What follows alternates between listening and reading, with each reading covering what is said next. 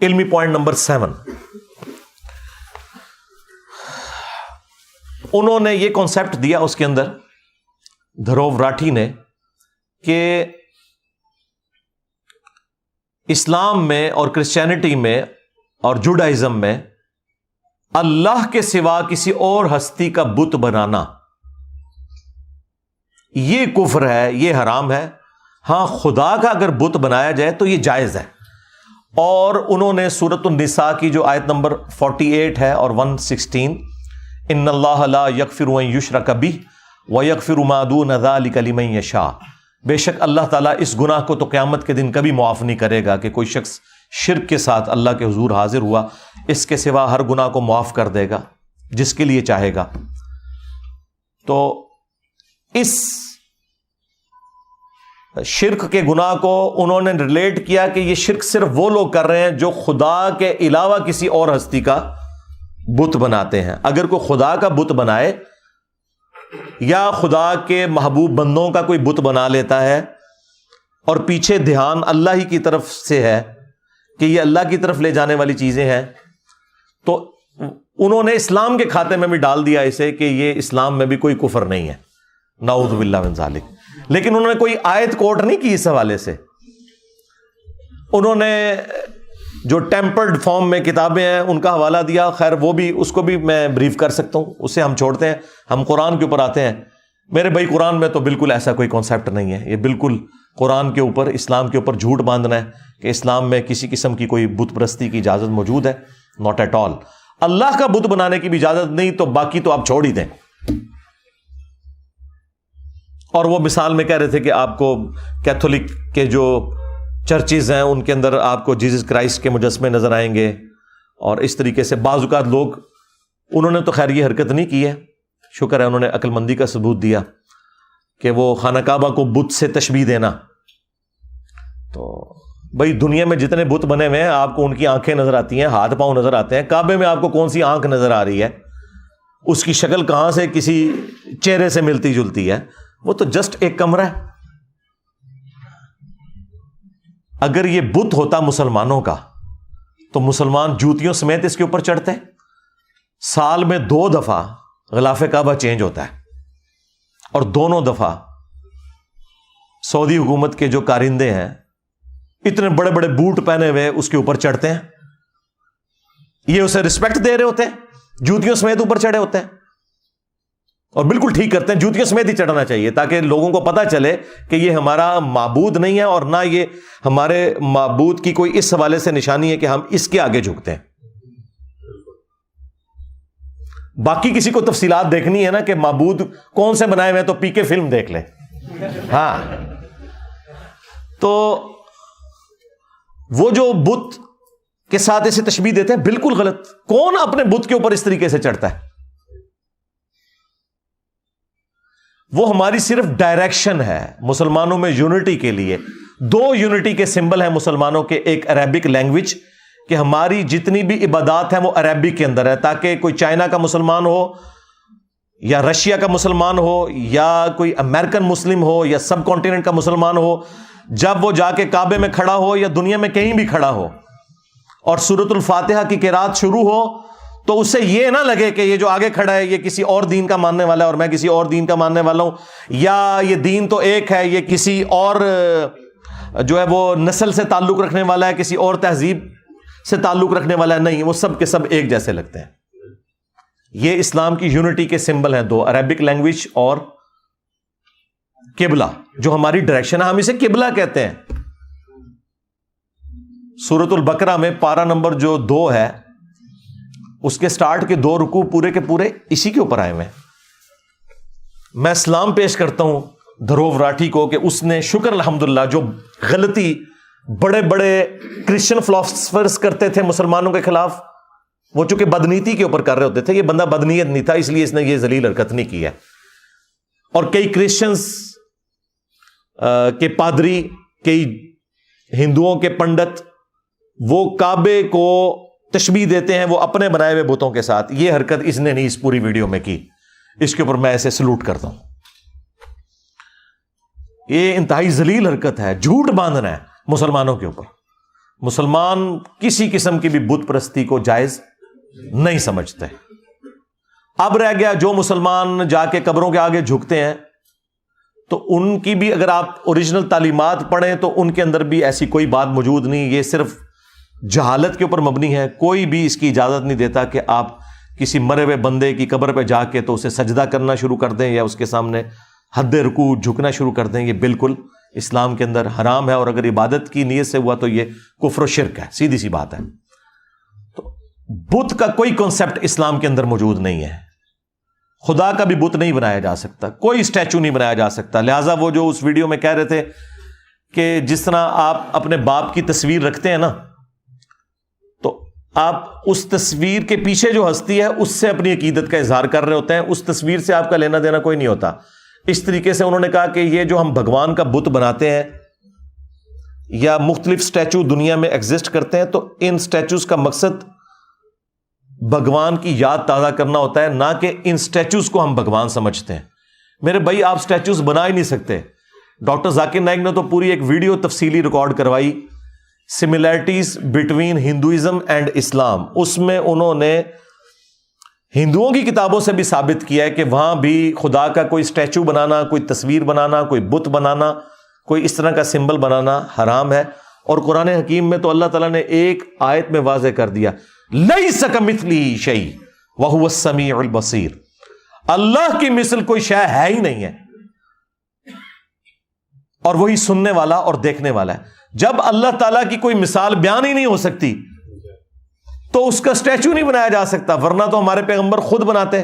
ہمارے پیغمبر نے تو جب فتح مکہ ہوئی تو حضرت ابراہیم علیہ السلام کی تصویریں بھی بنی ہوئی تھی کعبے کی دیوار کے اوپر. بعض مسلمان ریلیکٹنٹ ہوئے کہ ہم ان تصویروں کو کیسے مٹائیں، تو نبی علیہ السلام نے اپنے مبارک ہاتھوں سے مٹائیں وہ اپنے جد امجد کی تصویر.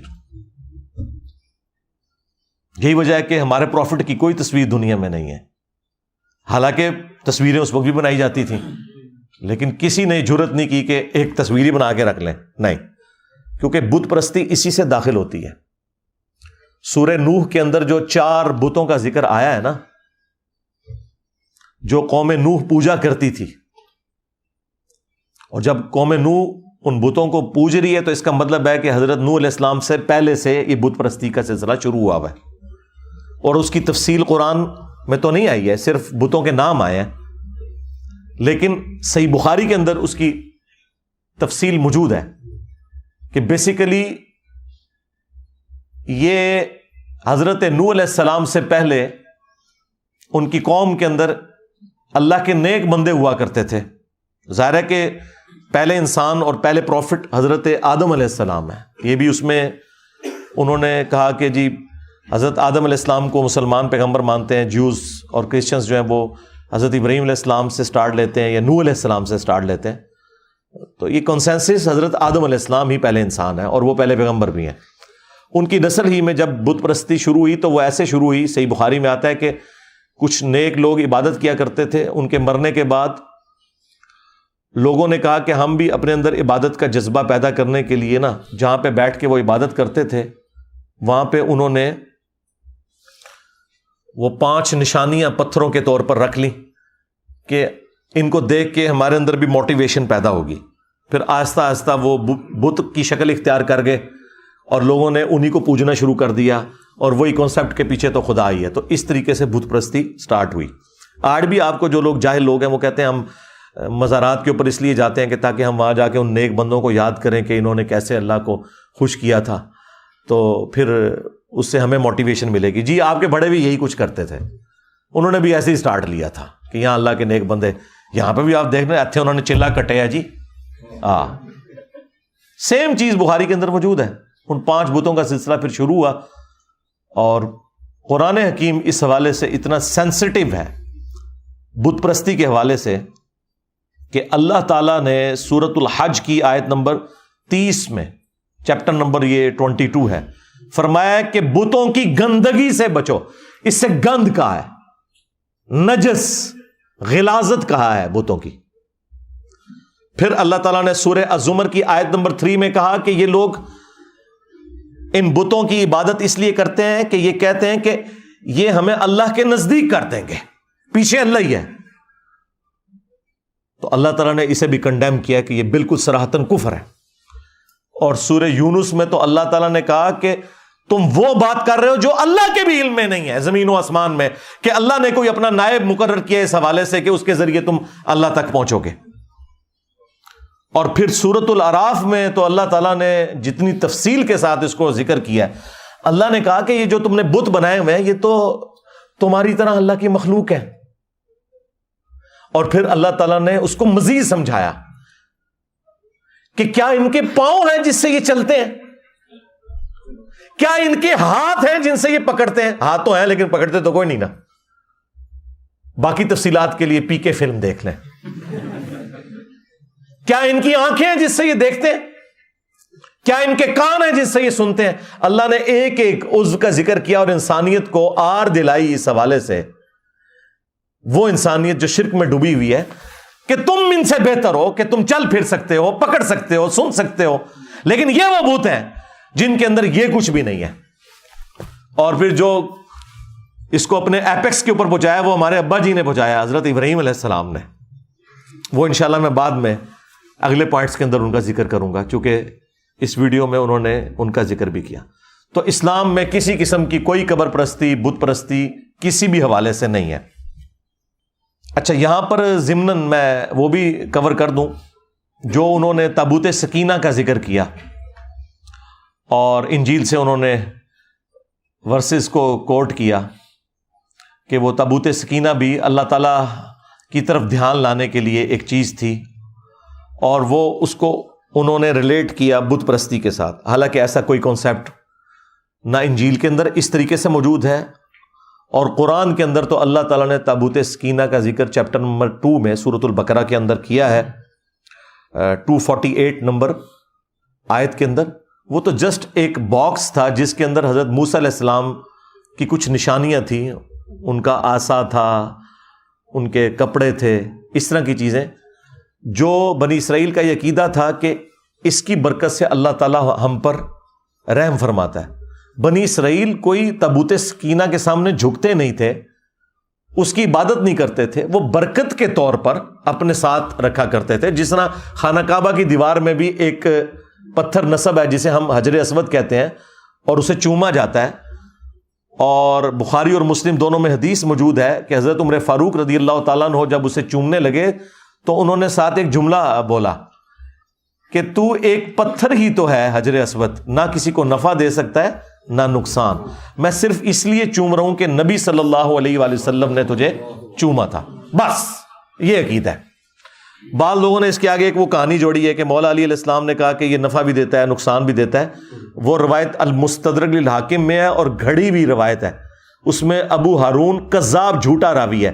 لیکن اگر اس کی بھی کوئی تعویل کرتا ہے تو وہ اس اعتبار سے ہے جو جامع ترمذی کے اندر موجود ہے کہ یہ جنتی یاقوت تھا اور لوگوں کے گناہوں کی نحوست کی وجہ سے یہ بلیک ہو گیا, اور جو لوگ بھی وہاں اسے چومتے ہیں قیامت کے دن اللہ کے حضور وہ گواہی دے گا لوگوں کی نیکی کی. بس اس سے زیادہ کوئی ذکر موجود نہیں ہے کہ وہ کسی کو نفع نقصان دے سکتا ہے. تو گواہی کیا صرف حجر اسود دے گا؟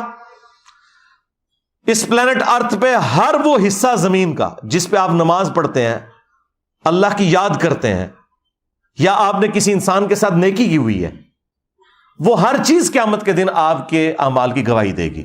یہ کوئی حجر اسود کی خصوصیت نہیں ہے صرف. لہٰذا اس طرح کے پتھروں کے کانسیپٹ نکالنا اور یہ اس طریقے کے نگینے بھی پہننا, یہ عقیق ہے اور یہ فلاں کر دیتا ہے. بھائی جو جنت کا یاقوت ہے حجر اسود, وہ کسی کو نفع نقصان نہیں دے سکتا, تو دنیا کے تو پتھر شاہی کوئی نہیں. ہاں, اگر اللہ کا جنت سے بھیجا ہوا پتھر الٹا اس نے کیا نفع نقصان دینا تھا, اس نے اپنے اوپر اثر لے لیا ہے کہ انسانیت کے گناہوں کی وجہ سے وہ سیاہ ہو گیا. جب اترا تھا تو وہ سفید تھا, تو ہڈی نے اسے پہ گئی ہوتے تھے. ہاں تو یہ بالکل کانسیپٹ اسلام کے اندر اس طرح کا کوئی نہیں. تابوت سکینہ آپ خود پڑھ کے دیکھ لیں, اس سے زیادہ کوئی کانسیپٹ نہیں تھا. اور چونکہ یہ بنی اسرائیل کے ساتھ ریلیٹڈ ہے, موسیٰ علیہ السلام کی یادیں تھیں تابوت سکینہ میں, تو موسیٰ علیہ السلام کا ذکر اللہ تعالیٰ نے سورۃ الاعراف کی آیت نمبر 138 میں کر دیا. آپ نے اسپیسیفکلی موسیٰ علیہ السلام اور تابوت سکینہ کا ذکر کیا, تو قرآن میں تو پوری تفصیل آئی ہے کہ موسیٰ علیہ السلام جب اپنی قوم کو لے کر نکلے اور شام کی سرزمین کی طرف سفر اختیار کیا.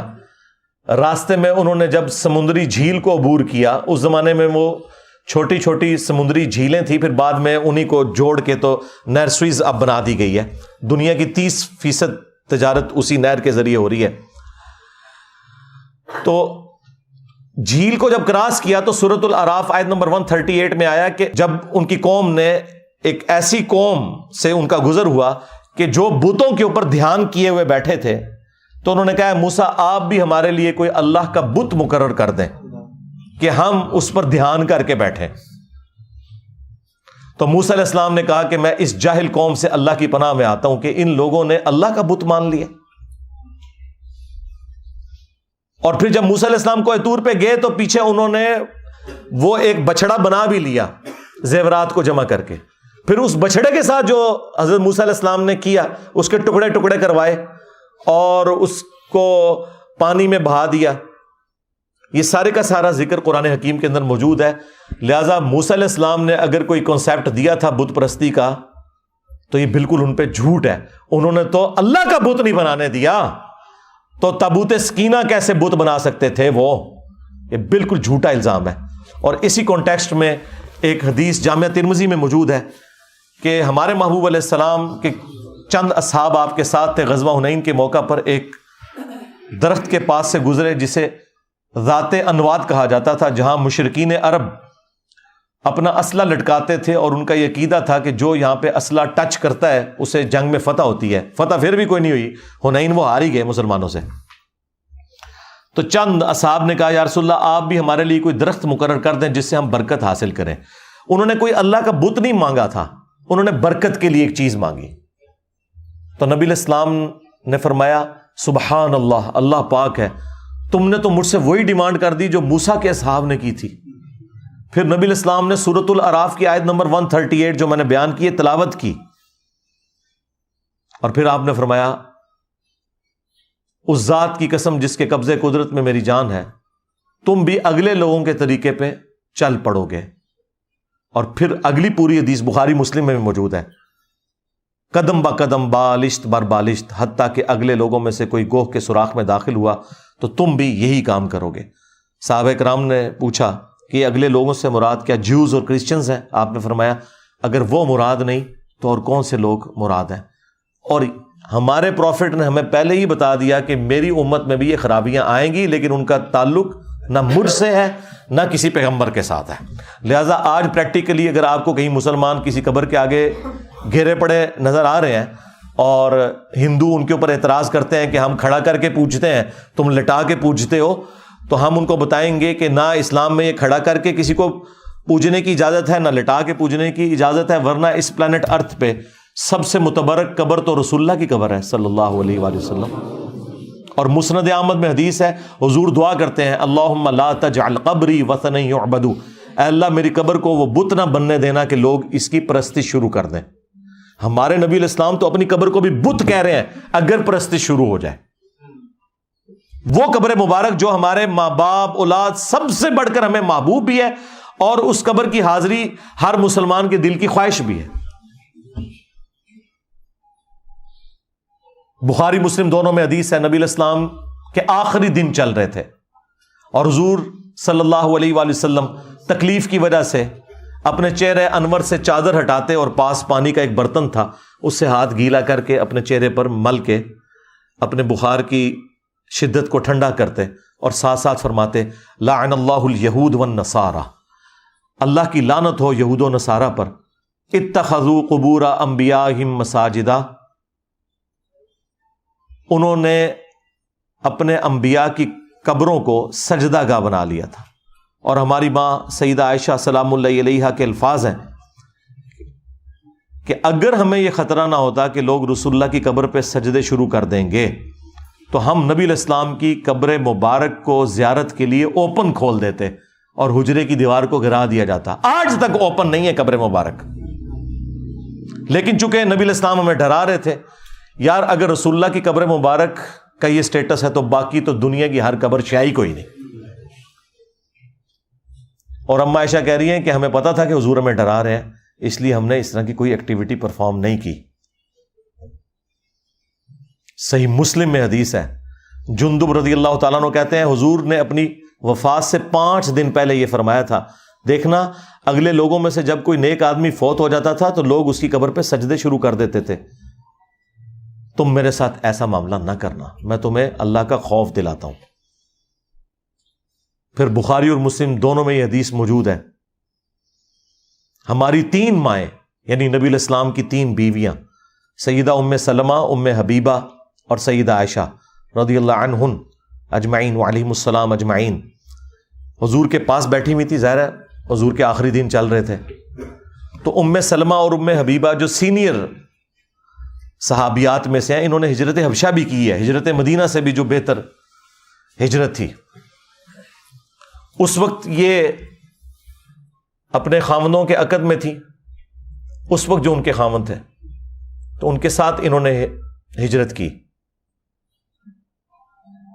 تو وہ ذکر کرتی ہیں کہ جب ہم وہاں گئے تھے تو ہم نے ماریا نام کا ایک گرجا دیکھا تھا حبشہ میں، تو نبی علیہ السلام کے آخری دن چل رہے ہیں اور آپ تکلیف میں ہیں، آپ فوراً اٹینٹو ہو گئے اور آپ نے کہا یہی تو ان میں خرابی تھی، کیونکہ انہوں نے ساتھ ذکر کیا کہ ہم نے وہاں کچھ تصویریں بھی لٹکی ہوئی دیکھی تھی اس گرجے کے اندر۔ آپ علیہ السلام نے فرمایا یہی تو ان میں خرابی تھی کہ یہود و نصارہ میں جب کوئی نیک آدمی فوت ہو جاتا تھا یا پیغمبر تو اس کی قبر پہ تصویریں لٹکا لیتے تھے، پھر آہستہ آہستہ وہاں پہ سجدے شروع کر دیتے تھے۔ قیامت کے دن یہ لوگ بدترین مخلوق بنا کے اللہ کے حضور اٹھائے جائیں گے۔ جناب اسلام میں تو پیغمبروں کا کوئی بت نہیں، تو باب شاہی کوئی نہیں۔ ہاں اگر پیغمبروں کا بت نہیں ہے تو اللہ تعالیٰ کے بت کے بارے میں تو کوئی سوچے بھی نہ۔ لہذا بت پرستی خواہ خدا کا بت بنایا جائے یا کسی پیغمبر کا، اسلام میں ٹوٹلی یہ کفر ہے۔ یہ کانسیپٹ میں نے کلیئر کر دیا الحمدللہ۔